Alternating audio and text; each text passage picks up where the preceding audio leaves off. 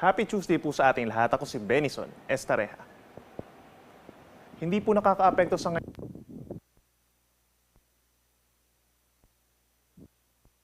Saan nakakaapekto sa malaki. Ito po ang nagdadala ng mainit na panahon at sasamahan lamang po ito ng mga saglit na pag-ulan.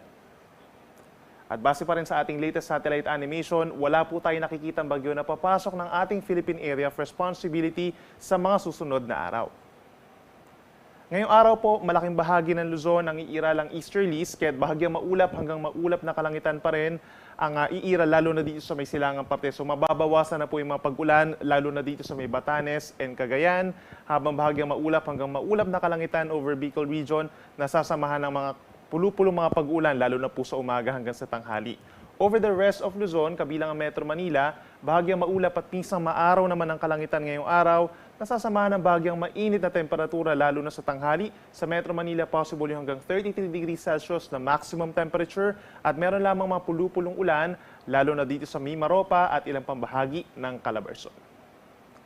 Sa ating mga kababayan po sa Visayas, bahagyang maulap hanggang maulap din po na kalangitan ng iiral, nasasamahan din ng mga pulu-pulong ulan, lalo na sa may eastern portion pagsapit po ng hapon, dulot po yan ng easterlies. Habang dito naman sa Mindanao, generally bahagyang maulap na kalangitan din po ang iiral, nasasamahan din ng mga saglit na pag-ulan or pagkidlat pagkulog, lalo na dito sa may Caraga Region and Davao Region, dulot din po yan ng easterlies.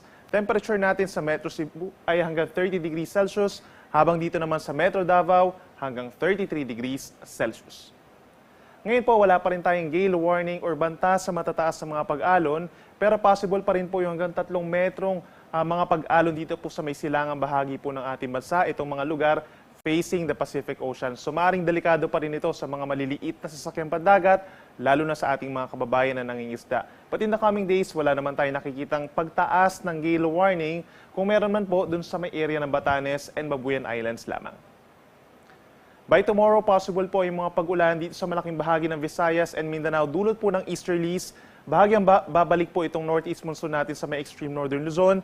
Then pagsapit ng Thursday and Friday, bahagyang lalakas pa itong amihan dito sa may northern Luzon at iiral pa rin ng easterlies over the rest of the country.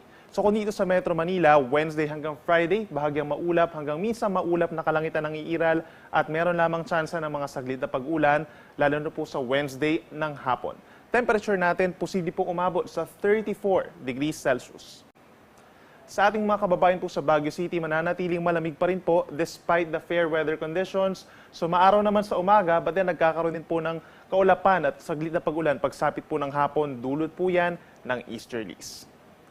Sa ating mga kababayan po sa Bicol Region, asahan pa rin po ang bahagyang maulap hanggang maulap na kalangitan hanggang sa Friday at meron lamang din tsansa ng mga saglit na pag-ulan lalo na sa hapon ng Wednesday at Thursday. Temperature is between 24 to 32 degrees Celsius.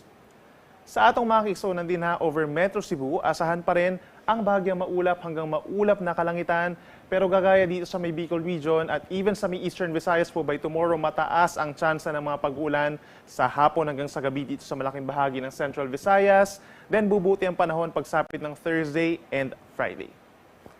Panghuli sa atong mga kaiksonan din over Metro Davao, magdala po ng payong bukas dito sa malaking bahagi ng Davao Region and Caraga Region dahil sa muol ng panahon dulot po ng easterlies. Yung mga nature ng paulan natin, minsan malalakas po, kaya mag-ingat sa mga posibleng pagbaha at pagguho ng lupa. Magpapatuloy ang mga pagulan hanggang sa Thursday ng tanghali. And then afterwards, hanggang sa Friday, ay bubuti na yung panahon at mas mababa na ang tsansa ng mga pagulan. Ang araw ay sisikat 6:07 ng umaga, at maaga pa rin lulubog 5:26 ng hapon. Yan muna ang latest mula dito sa Weather Forecasting Center ng Pag-asa. Ako muli si Benison Estareja na nagsasabing sa namang panahon, Pag-asa magandang solusyon.